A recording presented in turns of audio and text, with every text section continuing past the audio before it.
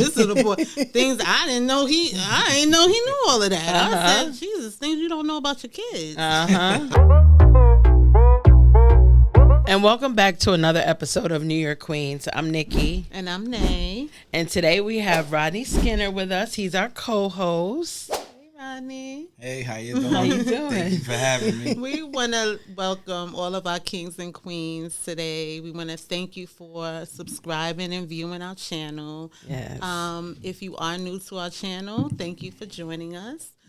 Please don't forget to like, comment, and subscribe. We appreciate it. Thank you. And remember that we are on Instagram, we are on YouTube, TikTok, and Snapchat. And on Snapchat, you can follow us at NYQ Unplugged.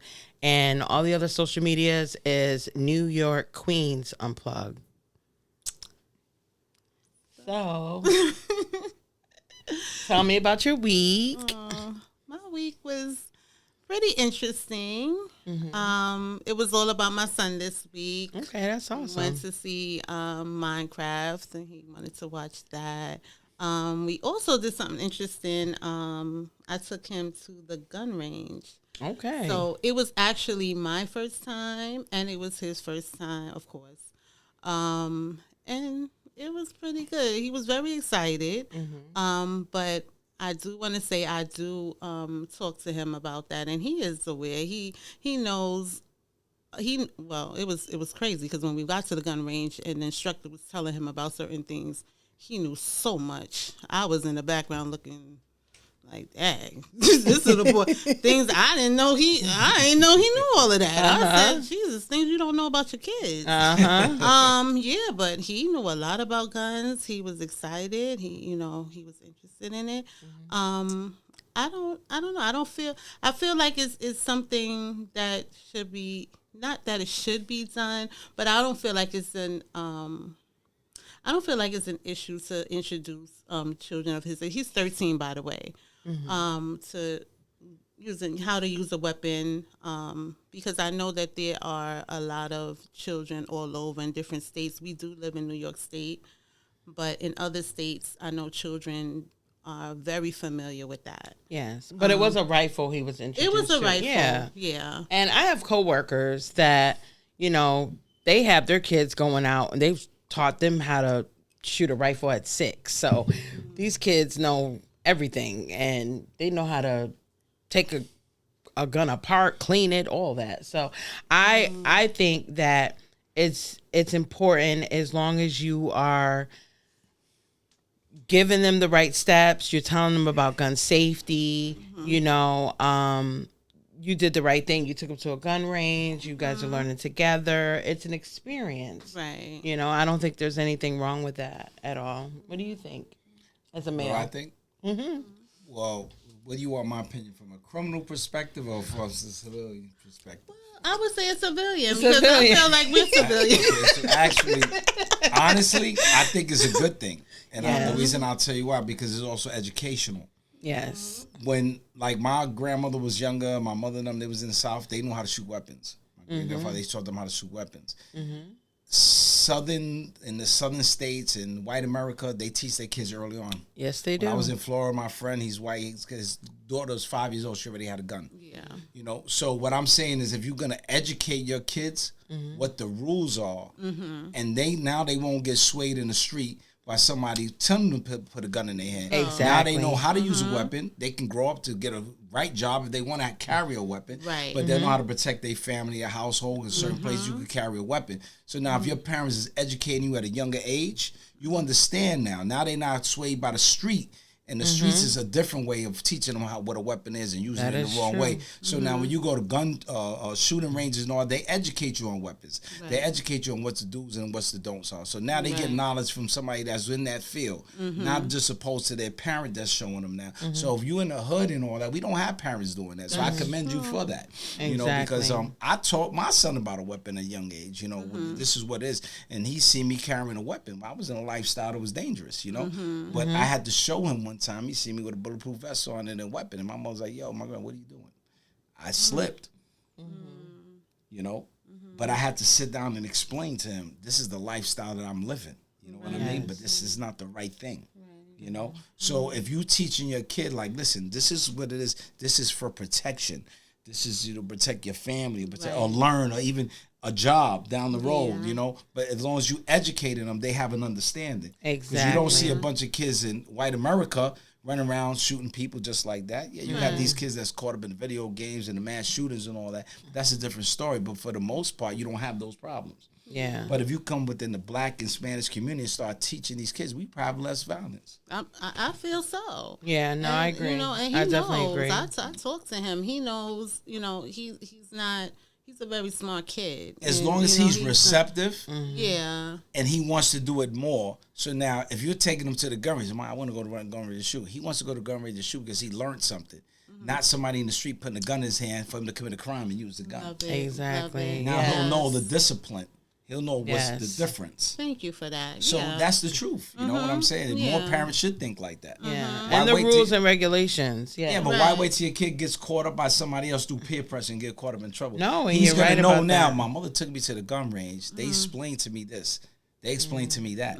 He's gonna think twice now that somebody trying to sway him and take an illegal weapon and do something in the street where he's gonna get in trouble. Exactly. Right. I saw him the right way because I said, you know, he watched me speaking to the gentleman about being, you know, being licensed to carry. Because now he's understanding. He's understanding that there's rules to this. Exactly. So now he's not swayed differently because you're already teaching him from somebody that's already licensed and this is their field. So now he might say, well, I want to do that. Well, I want to be like that. Yeah. So at the same time, you also giving them a role model or a direction to follow, as opposed to some negativity out there. You know, that's easy, that's right out there and it's available.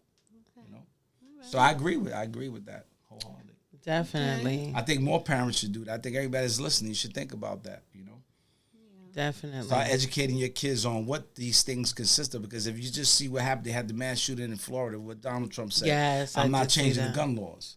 Not going to change the gun. He said guns ain't the problem. The people are the problem. People are the problem. There you go. Education is the key. You hear that? Right now, a Education friend of mine, is the key. he's one of the biggest site safety trainers in New York City and New York State, Michael Pursuti.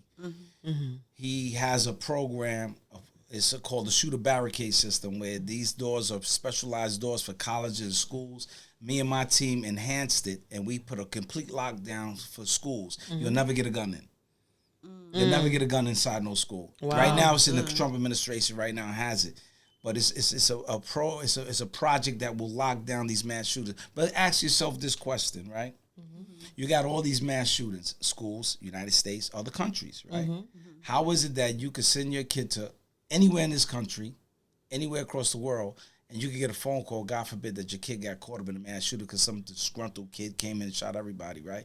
But you could get locked up in New York State or any other state, and you could go to school and don't have to worry about getting shot. Wow. Ain't that a double standard? Yes, it is. Yeah. So what's wrong with that narrative? It don't take a brain scientist to fix that problem. Yeah. No, it doesn't. So we got 1 million elected officials doing what? I'm saying it doesn't take a brain scientist to figure out what a problem is. If me and my team could have figured it out, why can't you figure it out? Yeah, no, I definitely understand. So that leads us into why you're here today.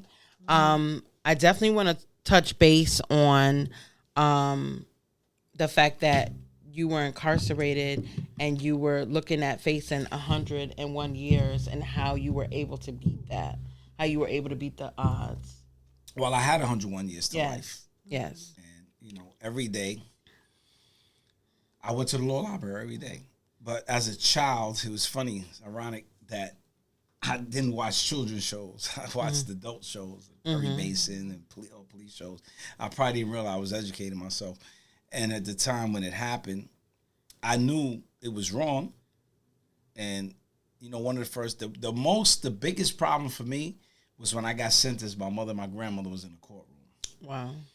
And when I left, I was in the van, the crisis van, the shuttle, and I see my mother walking and my grandmother, they looked devastated, And I knew the correctional officer that was driving. I actually knew his whole family. I said, yo, pull over. That's my family right there. And I yelled to the one. I said, Mom, don't worry about that. Pick your head up. I'm going to beat this on appeal. So they came to see me. I said, I'm going to do about 11 years, 10 years. They're going to put me through the run through the mill. This is what they do.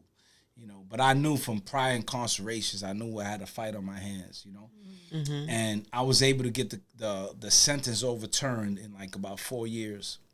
Wow. And I knocked off 84 years. Damn. And I ended up with 17 to life. They took the 25 to lives and they ran them concurrent with one. It was 1 year. That's how I had the 101 year, which I'll get into that with the 1 year, which is a dismissed and sealed case, but that's another story at the end. But I was able to get the sentence modified. So when I did go to the board years later, they hit me with 2 years. And the funny thing is, one of my friends, he said, yo, they moved your board up. He said, you think that's for you? I said, no, what it'll be for me is like 40, 50 people going. Sure enough, each parole commissioner on the board was an ex-prosecutor.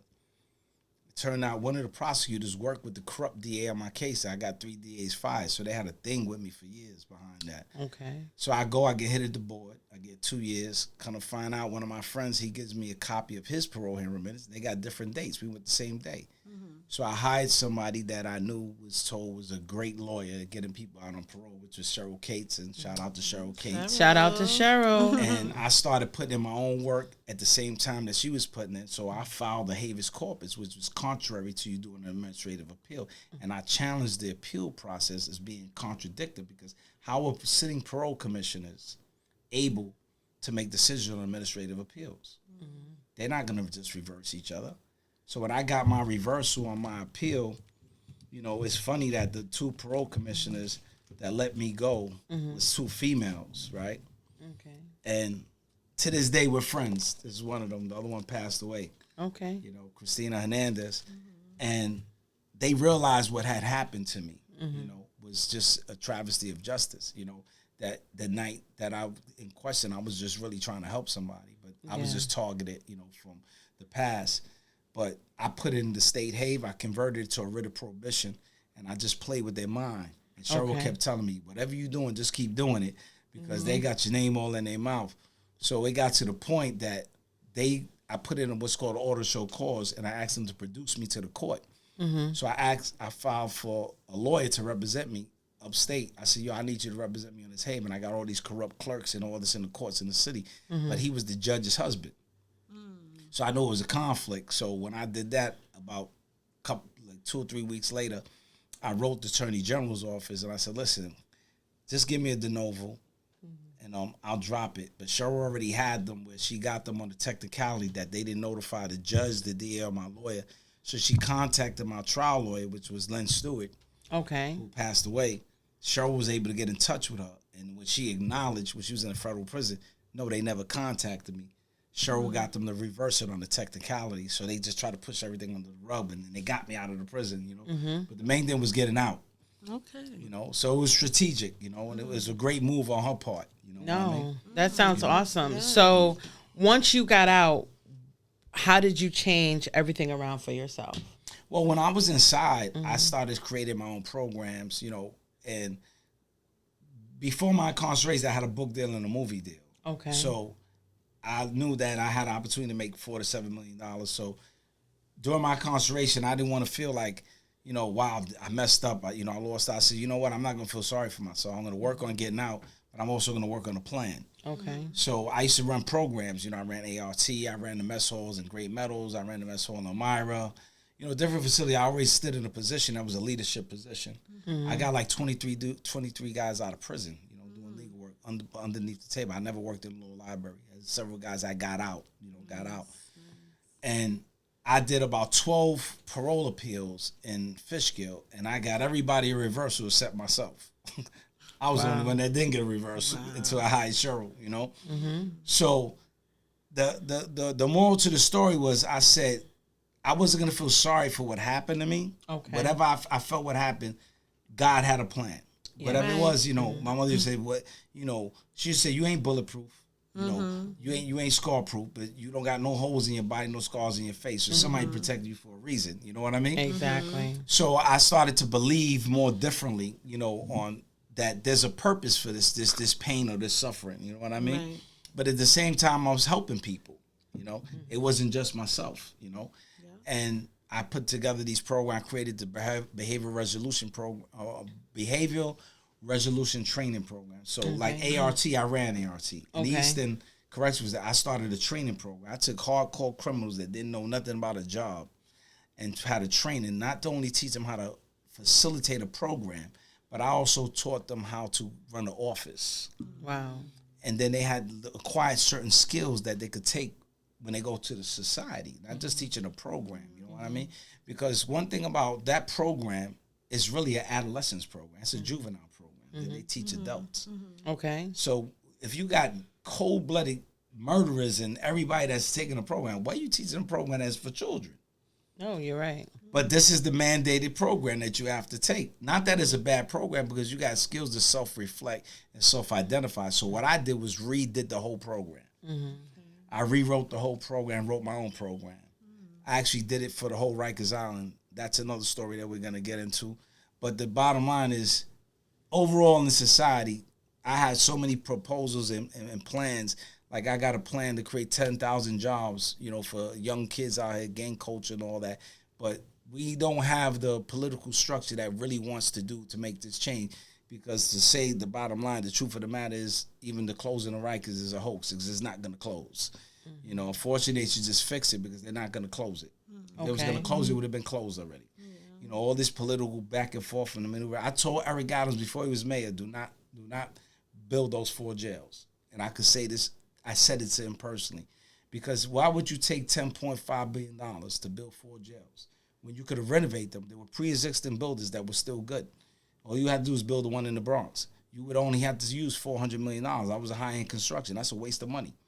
You could have took $3.8 billion and built 50 buildings outside of New York State, right outside of New York State, and you would have had half of your shelter system already empty. Gated communities. The shelter system here in New York City is a You problem. could spend $10.5 billion on 4 jails, but you still got a homeless problem. This was before the migrants. That's not smart thinking. So now with those 4 jails, you only got 400 and something more beds. Rikers Island population is increasing every day. Yes. So how you going to close it in 2027? You're not. They already said you can't close it. Right. You only have 3,500 beds in the city jails. So what's the solution? You know, so there's so many things that we overlook and we're saying as people, as taxpayers. And we put too much emphasis on politicians to do what we need to do. We as a people need to do what we need to do. Yes. Our voice is gone. Our voice is here. Yeah, we have to come together. Our voice is on podcasts, you know, social media, because we don't have a civil rights movement. It's done. It's dead. They're killing hip-hop right now because that's a voice. Yeah. You know, it's a form of expression. So people that was incarcerated, you know why they fear people that was incarcerated? Because if you could do 4 or 5 years or better in prison and you still got your mental status, you a threat. Yes. Oh, no, definitely. You a threat. No, because you could sustain being incarcerated. People don't realize incarceration, it's not a positive environment. There's things that I looked at your show when you had the young lady Michelle on there, but she was talking about SHU. I seen people lose their mind. Yeah. I worked in the cadre program in Southport. I seen things that's unspeakable. Yeah. It's unspeakable. I wouldn't even speak about it. It's a deterioration of the mind. The mind is destroyed. So how you expect somebody to come out in society, be effective, and you've helped destroy their mind? Yes. So anybody that was incarcerated, I don't care who it is. I don't care how much money you get. Tomorrow I get $1 billion. I'm still scarred for being incarcerated. Yeah. No, I understand. There is nothing that you can do that's ever going to make you ever forget what you experienced. Nothing. Yeah. I don't care how much money you get, how much you do, how many you're never going to forget. Something's going to always remind you that you was incarcerated. Yeah. And that's the thing. Not that I'm saying that we have a population of people that's destroyed. That's not what I'm saying. I'm saying there has to be a better way, even with certain programs that I've created, that I created a $500 billion prison reform, urban renewal of reentry stimulus project. I now created this 20-something years ago. Actually, when Donald Trump was president before, he's the first elected official that accepted it. He's even reviewing it right now. It creates 65 million jobs.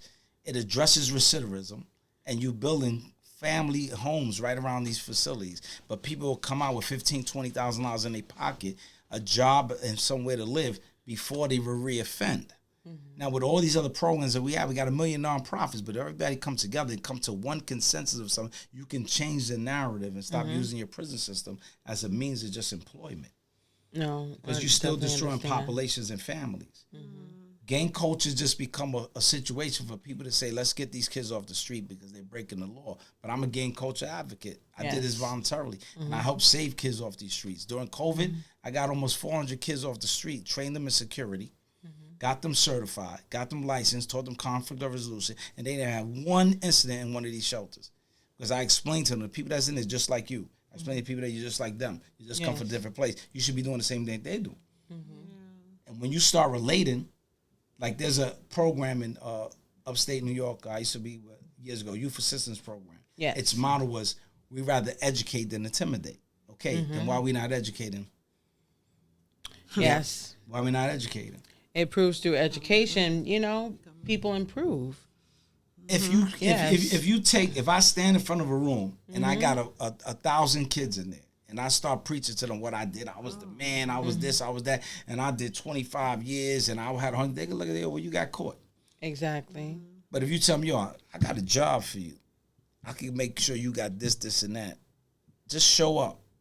When we started doing the security consultant, and we put out there was free jobs, you didn't have to pay for your fingerprints, we had a line around the corner. We didn't even know. We had to do classes the next day. Wow.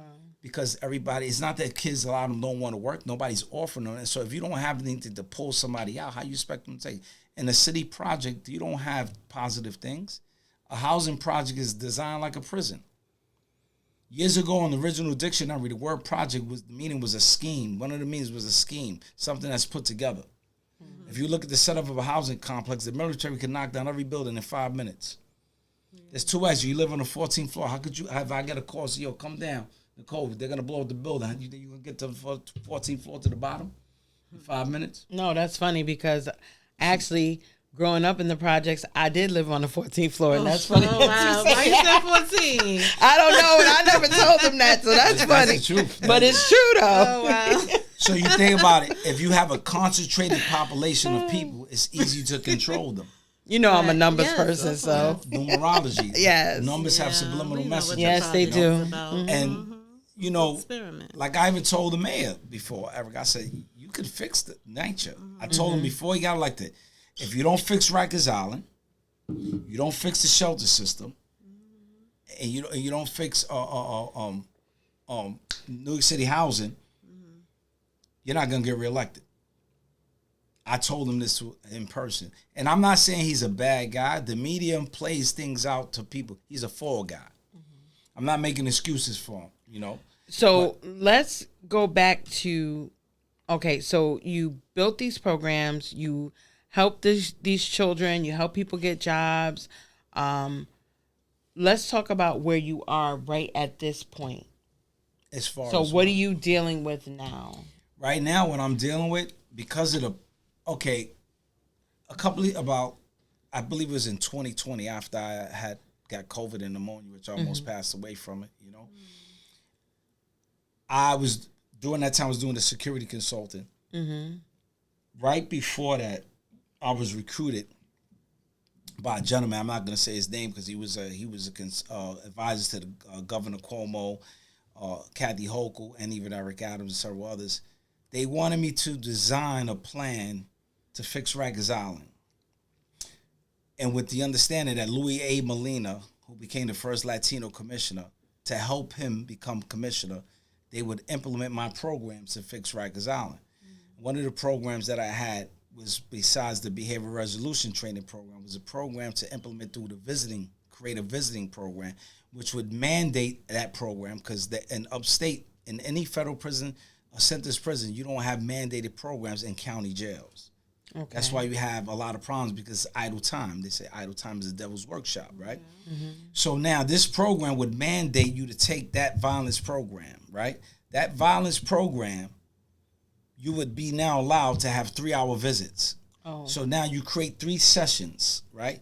And each person that had a visit, they would register the day before. So it would only take like 30 minutes to get them in, as opposed to still taking 2-3 hours to go visit somebody for a 1-hour visit, right? Okay. So how much changes have they did? So now they wanted all these programs that I had. So the crisis intervention teams in Rikers Island was like a remake of the Ninja Turtles, which was barbaric, right? So yes, it was barbaric. You know, they would beat the living hell out of inmates. You know what I'm saying? Wow. Detainees. It was crazy. So what I did was design a program. They still have the outfits and all that, but they are now taught mental health. They have to be certified in mental. I created those proposals, right? Okay. Now they keep getting the program, the restrictive housing program, shot back, which actually I created was the behavior modification unit. So with that program, I also created like in a group setting, you can't put these detainees together anymore because they're gang affiliated, they're enemies. So now you got 25 officers that escort them. They're prepared. But now in the room has these plexiglass cubicles with a big screen with plexiglass, cameras and everything. And now they can role play with microphones that they don't have to touch each other. Now they could do their homework and everything and do their skills the day before. Similar to ART, right? Okay. Now they get to role play all type of skills that they want to address, right? Now there's a clinical psychiatrist that would be there. That each one has a one-on-one. Now you could give the court, the judge, the DA, and the lawyer an evaluation in this case. Why did they commit this crime? Was it peer pressure? Were they forced? Okay. Or were they abused? Now you get information that you didn't have prior to that, but you also calm down your population. So now what about the individuals that don't have visits? You create an additional recreation area. Now you got the crisis intervention teams. You have it all secured. You eliminate the crisis of violence within Rikers Island, and you basically tame the population. What these ex-cops, because they're all ex-cops, including Eric, they stole my programs and they implemented them. And then they didn't give me my contract, me and my team. They had these presentations that I was doing with my team, and they were taking information. So what they did after that, they knew I went after them. The Board of Corrections determined that there was fraud, intellectual property theft. They turned it over to the Department of Investigations. I don't know if they got Eric to stall or whatever, but the Justice Department was investigating because intellectual property theft is a federal crime. So now, what ends up happening, I end up later on with a fanny pack hanging on my car. Turns out there's a weapon in there and a police sergeant's badge. But I'm going to a gang intervention in Coney Island. I got my stepson with me. I go out there. I'm teaching these families how to not kill each other. I was also a consultant for a lending company in Jersey. I'm saying you could come together. I can help you get loans. You could start business. We had a couple of beers, whatever. There was even some cops out there. I leave like 3:34 in the morning. It was a little party after. A car cuts me off on the B Creek. I go right into a divider. Bam. Okay. And I crash. They come. How the fire department got there in a matter of minutes? I didn't call nobody. Oh. By the time I went around the car to get my stepson, here's the fire department. They searching my car. Talk about they looking for my third phone. EMS is blocking me from getting in my car. So now they planted the weapon in the badge by my car. So now I go to court. They want to put $1 million bail on me. $1 million bail. I got out on $100,000 bail. Find out the one that was the governor to the advisor is the cousin to the Brooklyn DA. Find out Louis Molina used to be a detective in the Brooklyn DA's office. I'm sorry. I just wanted to remind you. Said you're involved in gang intervention. Yes, I do gang intervention. Oh, okay. So now, yes, yeah. I wanted to know more about that. Yeah, definitely. Yeah. So now, turns out that I go to the grand jury. I expose everything. They don't introduce the blood work. They don't find out that my first conviction in 1983 and my last conviction in 1997 are the results of dismissed and sealed cases. DAs were fired. The case files are gone. There's no records. You can go check. They don't say nothing. The first thing they use against you is your record. So who am I that they ain't going to use my record against me? You know what I mean? I filed a motion prior to my last court date, which I filed a notice of motion for a preliminary injunction to stop the proceedings to dismiss the defected indictment for lack of subject matter jurisdiction. Listen to what that is, because that's a law that's been on the book since there was kings and queens. They try to act like it don't exist. The judge told the motion clerk, do not send the motion to her courtroom. The DA's office went crazy. So right before I went into court, I hired Serena Townsend, who was the first deputy commissioner that Louis Molina fired. So right now they got a moral dilemma. I go back to court on May 12th in Brooklyn, GP 11. Everybody should be there to see what's going to happen, because this is going to be real interesting. because I want to see how the criminal justice system is going to downplay how they got an indictment against me with 9 exhibits and only 4 went before the grand jury. So let me explain how that works. If you got an exhibit in an indictment, it has to be authenticated and marked as evidence in the grand jury. So one of the things that they did that's interesting, and I'm going to show you right here. This is my car that when it crashed, right? It was in a divider. Okay. Turns out that my vehicle was bought with a recall. I didn't know it had a recall. Turns out that 774,000 Explorers had a steering wheel control issue. Oh, okay. Ford never notified me. They notified me July. I got arrested in May. The recall was since 2016. So the steering wheel locked. So they tried to fabricate that I was drunk. Okay. I wasn't drunk. So now what they did, they didn't turn over under Criminal Procedure Law 245.20 is automatic discovery. Okay. They didn't turn over who was the firefighter searching my car, the EMS workers, who's the sergeant on the badge, or the blood work. So what they did was go to a judge, knowing I'm going to testify. He's guy's pretty articulate. He been around, you know. They go to a judge to block me for presenting all the evidence. So what they did was they take the badge wallet off, and they take the weapons wallet for the weapon off, put it back in my property, so that they could identify and see the weapon in my car. It was inside a black fanny pack. So the search in itself was illegal. So there's really no case. So it backfired on these flatfoots, because that's what I call them, because they're all ex-cops. But the sad thing is people where we come from need to educate themselves on how this system really works, because it doesn't play fair. I got documentation to show you in black and white that they do not play fair. The grand jury process in New York State is only used in 18 other states. It's outlawed in more than half of this country. You know why? They say, you know that saying that you could indict a ham sandwich? Well, they get to do whatever they want. That's why. It's easy to indict somebody, because the stuff that we think are errors is purposely done. So they can get an indictment, then they could play the game and say, oh, okay, take a cop out or do this or that, or you're going to get more time when you go to trial. Me, I'm not copping out to nothing. Yeah. I don't cop out to anything. I'm not copping out to anything. You know what I'm saying? So the bottom line is I'm going to show people how to fight the system. We don't need to wait for these lawyers that ain't doing nothing. The 18B panel is just people, lawyers like that. 80s, there was a lot of drug money. That money's not there no more. So they make their money off the state. So does that mean you're looking to come up with a program to help people to do that? Actually, I'm glad you said that. What I'm going to do is I'm creating a template of motions that I've done, and I'm going to advertise it on these forums, and I'm going to donate the money to forums like this to even more educate people. I'm not doing it to make money. I'm going to make money regardless. You know what I'm saying? So these are self-sufficient forums, but it's the only means of a voice that we actually have.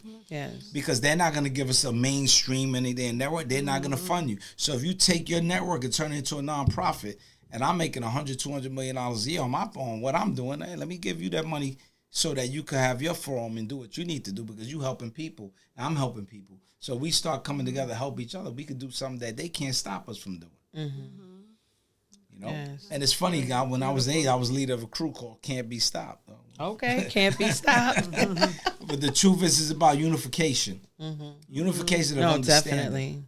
Especially in these times. Definitely in these We're living in really, really, really difficult times. And we all have to come together as a people and help and, you know, donate services. So if there's something that you could do, if you're, you know, whether you're a lawyer, you're a paralegal, you know, you're a jailhouse attorney, whatever that may be, if you know the law and you know someone who needs your services, definitely donate those services. Let me just tell you something. I was in touch with the former police commissioner, Eddie Caban, the sheriff, all these guys. I've fraternized with them, socialized with them. And I told them, one of the problems that I see within not just our communities, but our educational system, they have allowed the gang culture to infiltrate within the schools and everything, because it's just a sense of something that they want to be a part of. Okay, who's going to say that being part of a gang is wrong? This gang's been around forever. It's educating people what not to do. I created a program for NYPD. It was this. It was a satellite NYPD Explorer program, right? I was supposed to meet with the police commissioner, the Chancellor David Banks, who's my cousin's god brother, and I broke down the statistics on how each district attorney, each office would be able to spearhead this program, right? And you would be able to put this program in these schools. And like this kid, Junior, that got killed innocently. Yes, Junior. You could take this program and model it under him and give these kids the opportunity to go into a positive direction as opposed to the peer pressure of being part of a gang. Yeah. I remember this. Can you just give our viewers a quick recap glance. of Junior and what happened to him? Well, he was a kid that was a mistaken identity. Yes, he was. Yeah. And it was in the Bronx. And it was a gang. The Trinidadians, they were after somebody else, and they mistaken him, and they killed him. He just happened to be a part of the NYPD Explorer program, which I believe was at the precinct from my neighborhood, you know. So I created this proposal, and actually the then commissioner of NYPD loved it, you know. He loved it, you know. And you still can implement stuff like this. Yeah. But, you know, if we voted for these politicians, we need to hold them accountable to certain things that before you get elected, this is what we want as a people. Not when you get there and you have your own personal selfish agendas. You know, how many people already got forced to resign from Eric Adams' administration? And a lot of them, they just was forced to resign. A lot of stuff that they're doing is not really corruption. And I'm not defending anybody. I just understand the narrative of how they play things out in the media. You know what I'm saying? As far as Eric's concerned, my personal feelings towards him is a different thing. But from my understanding of him, I've known him not to be corrupt. I've known him to be a straight arrow as far as not taking money and stuff like that. And that case was really a circumstantial case. And people don't understand what a circumstantial case is. That's just grabbing somebody that's involved and say, this person did this. This person did that because you're getting a deal. Like what they did with Julio Medina with Exodus Transition Community. Julio's under indictment now, federal indictment. But they set him up. They wanted me to do a collaboration with the same people that he was in bed with. I said my deal wasn't to do a collaboration. I refused because I seen the writing on the wall. And I told him in Puerto Rico, do not trust these people. And the truth of the matter is, they have a thing against ex-offenders because they figure the mind is strong. And it's the truth. The mind is strong. But There definitely is a stigma against ex-offenders, but we need to wrap this up. In closing, can you tell the viewers what you want them to know? Well, what you would like them to know? Basically, like a lot of things that was said, even right with you, sis, with educating your kids on how to do certain things. That's number one. You could teach your kids anything if you teach them the right way. Oh, it's and true. Paying attention to what's going on, even with the criminal justice system. Like I said, I'll be in court on May 12th. Everybody's welcome to come, you know, because it's going to be a spectacular situation, you know. But it's going to be an educational situation because we need to know how to fight for ourselves, not wait for somebody. Because every time you go in the courtroom, who's the courtroom's filled up with us? And this is going on for how many years? 100 years. Yes. It hasn't changed. Its only difference is we are in modern times. Yes. The buildings look better. They got cameras and everything, and they look nice, but they still have our people sitting there. No, that's true. That's the only difference. That's So true. if we don't take it upon ourselves collectively, not independently, because it's not a one-man show, it's not a one-girl show.